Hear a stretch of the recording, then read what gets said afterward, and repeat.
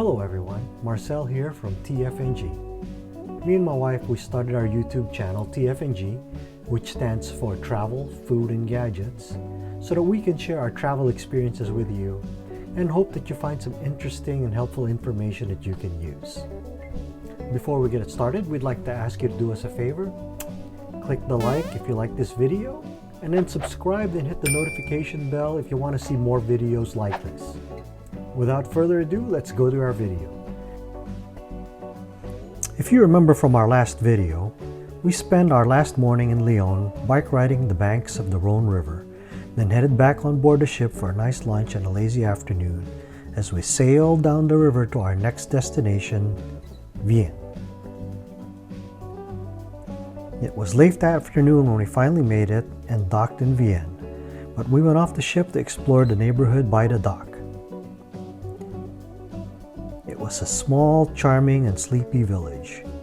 We walked around where many of the restaurants and shops were located. It was nice walking around as there weren't too many people, not like those super crowded destinations on the larger cruise ship venues. Maybe everyone is still having their siesta and the restaurants were getting ready for dinner time. But the streets were pretty empty, as you could see here, at 4:30 in the afternoon.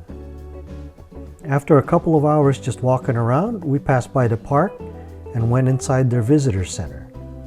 Looked around, perused their goods, and just hang out for a bit, till we saw most of our shipmates began to board the ship for dinner. And as usual, dinner was good, and the company even better. After a day capped off with a bottle of wine on top of the deck, as we sat and talked about our experiences thus far. Early the next morning, our active walking excursion took us around the village. First stop is an old cathedral, Cathedral Saint-Maurice de Vienne. It's the oldest cathedral in the area and was once a part of the Diocese of Vienna, but now a part of the Diocese of Grenoble. Further up our route, we came upon the Temple of Augustus and Livia, a very well-preserved temple. It is said to have been built between 20 BC to 10 BC and was erected to commemorate the deified Emperor Augustus and his wife Livia. Later on, it was incorporated into a church and was restored in the 19th century. As we continued our walk, it takes us up a hill and we're pleasantly surprised by the view that greeted us. In the distance, we could see our ship, the cathedral that we passed on our way up, and as you can see from the picture just underneath us below the hill was an ancient amphitheater that's still being used to hold concerts. And here's another shot of that amphitheater being used as a concert hall.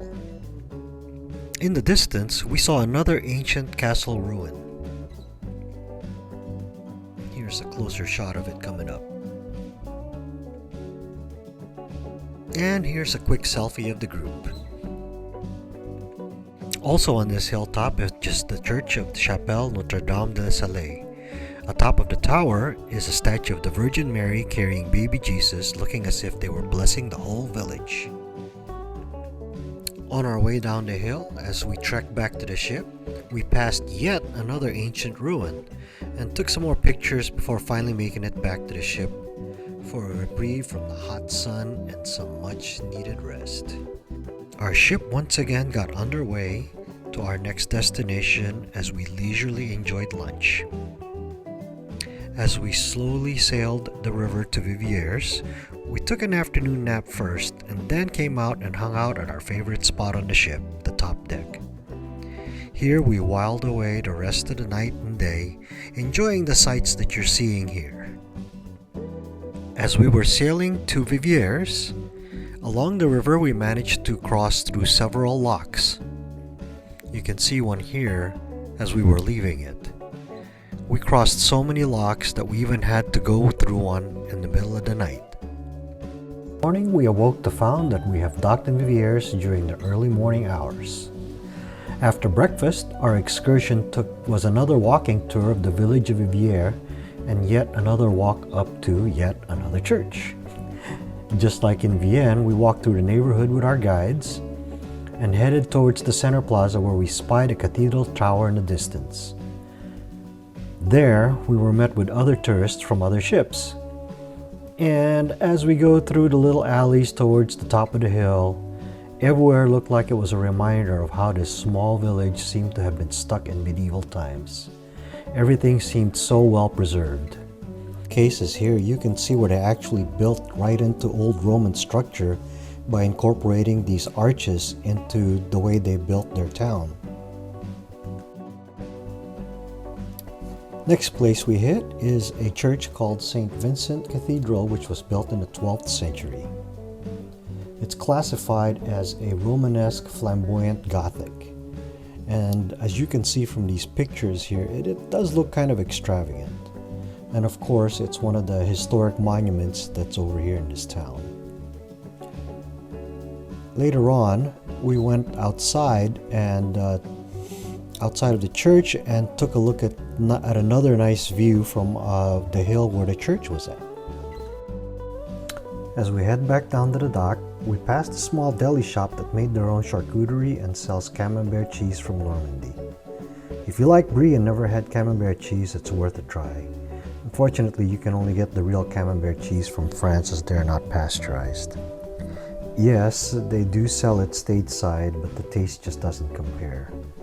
We picked up a bottle of wine and a couple of small wheels of cheese, some deli meats to enjoy for our after-dinner drinks. As we approached the dock, Mila took my photo in front of someone's front yard with markings of how high a flood had gone up at one point in the past. We went back to the ship and had dinner, and by the time dinner was done, we had made our way to our next destination, Chateauneuf de Pape. Charming village of Chateauneuf de Pape, whose wine is considered the most prestigious in the Mediterranean region. Chateauneuf means Newcastle in English, by the way. And Chateauneuf de Pape basically means Newcastle of the Pope. See, from about 1309 to 1377, the popes moved to a residency from Rome to France. They mainly resided in the city of Avignon, which we will visit later. But here at Chateauneuf de Pape was their summer residency. Here we did a short tour visiting the ruins of the castle of Chateauneuf de Pape. See, the popes eventually moved their residency back to Rome, and after the popes left Avignon, the bishops and archbishops of Avignon, to whom the castle actually belonged, they had little interest in it and just kind of left it fall into disrepair.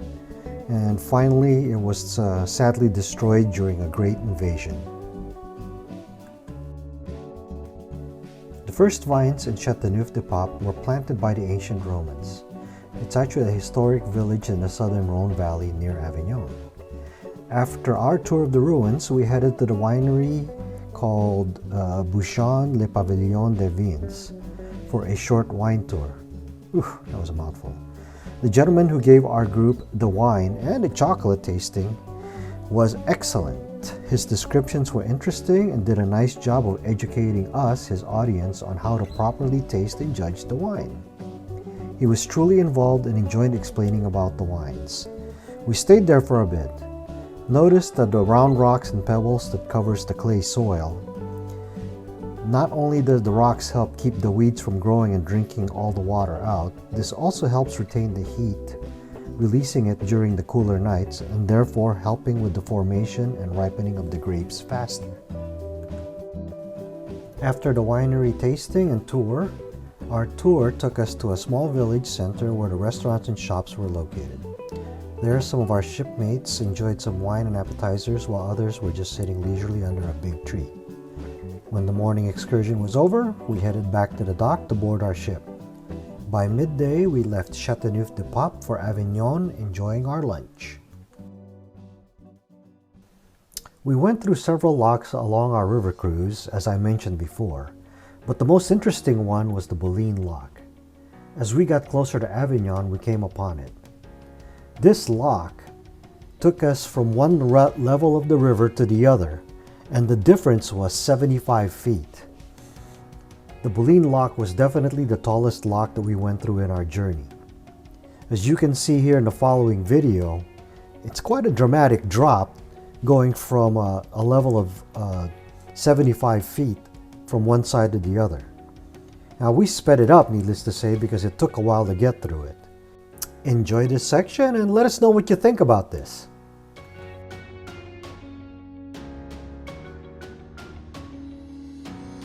Here's the captain. Are we good? Pardon.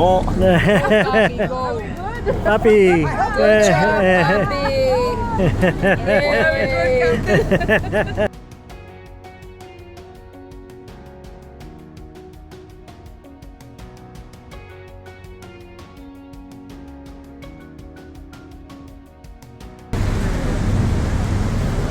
There's Gloria. Hi! There's Matt. And that's how deep we are now.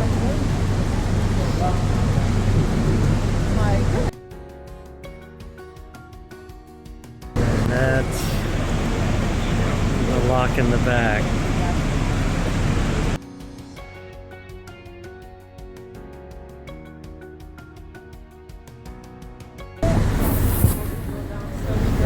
There's how close we are to the walls. I can touch it.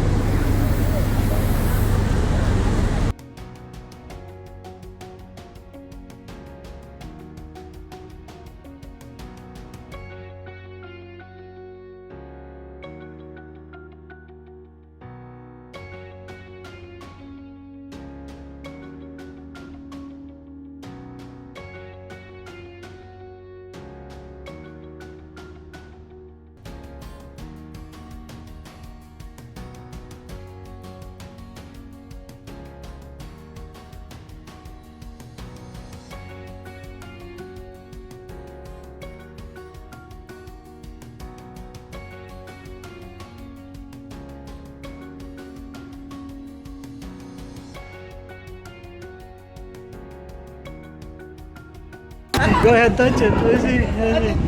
Yeah, I thought. And that's Gloria that did it.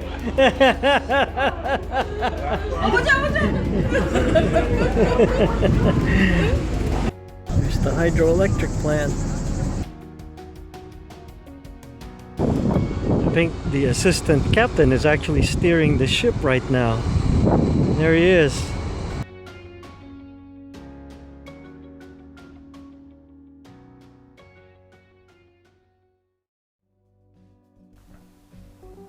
Once we got through the lock, it didn't take long for us to get to Avignon. By mid-afternoon, we were docked and off the ship as we joined another excursion exploring some of the walled city. But most of it was the Pope's Palace, or Palais du Pape. As I mentioned, Avignon was a walled city, so we had to go through the walls to get to the inner part of the city, which is very festive looking and very nice. I mean, I guess you could say that, you know, it's also a tourist trap. But you could see here on these pictures, the city is very clean and taken care of. As we go through the streets of the city, we finally make our way up to the Palace of the Pope. As we roam through the palace, the evidence of opulence was abundant. Though a lot of the rooms were devoid of furniture, one can still see a lot of old frescoes on the walls, and the architecture was exquisite. In one of the big rooms, just before exiting the palace, we were treated to an impromptu singing by one of the tour guides to demonstrate to us that the room had very good acoustics. When the tour was over, we had free time in our hands and decided to further explore the gardens of the Avignon Cathedral, which was perched on top of a hill. Unfortunately, we were unable to go into the cathedral itself as it was closed at the time of our visit. Again, the cathedral was perched on top of the hill, so from its garden, we saw the Avignon Bridge in the distance. There it is right there. From the garden, we decided to make our way down to the street level. As you can see from these next few shots, this cathedral was pretty high up. And there's the shot of us from the street level looking up from where we came from, the gardens of the cathedral. Our very last excursion was the following day. We were bused to the location of Pont du Gard. Per our daily itinerary pamphlet, It's said that the Pont du Gard is an ancient Roman aqueduct that crosses the Gardon River in the south of France, located near the town of Vert-Pont-du-Gard. The bridge is part of the Nimes Aqueduct, a 50-kilometer system built in the 1st century AD to carry from the springs at Uz to the Roman colony of Nemesis, which is present-day Nimes. Because of the uneven terrain between the 2 points, the mostly underground aqueduct followed a long winding route that called for the bridge across the gorge of the Gardon River. The Pont du Gard is the highest of the elevated Roman aqueducts and is one of the best preserved. It was added to UNESCO's list of World Heritage Sites in 1985 because of its historic importance. The aqueduct is beautiful and epic in size as you've seen in the pictures. Our tour director took us to the other side of the aqueduct, up the hillside to the very top, and then crossed it in the actual tunnel where the water ran through. We took some pictures of the river and surrounding area from the highest vantage point, then descended on the other side. More picture opportunities ensued, and then there was a little bit of shopping. And then we ran to the bus as the rain started to come down and headed back to Avignon. On the last night on the ship, we had our last dinner on board and were joined by the captain and his officers. After a fun-filled dinner, we were instructed to move to the lounge as we were treated to and enjoyed a show put together by the staff. As the cruise director thanked us for being his guests, we were hit by the realization that our wonderful, luxurious vacation was coming to an end. We were given instructions to set our luggage outside of our cabin by 7 a.m. the following morning and of how we were to do our debarkation. Early the next day, after light breakfast, we were bused to the airport to our flight home.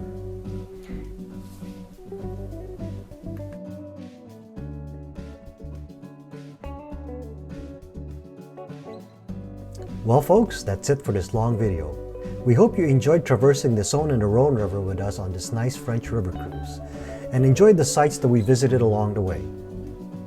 If you haven't done so already, please give it a like and then also subscribe over here so that you could see more of our videos. And hit that notification bell so that you'll be notified of any new videos that we've uploaded. Speaking of videos, I'm going to put a link right here for part 1 of this river cruise for those of you that haven't seen it yet. Again folks, it's Marcel from TFNG, and we'll see you guys next time.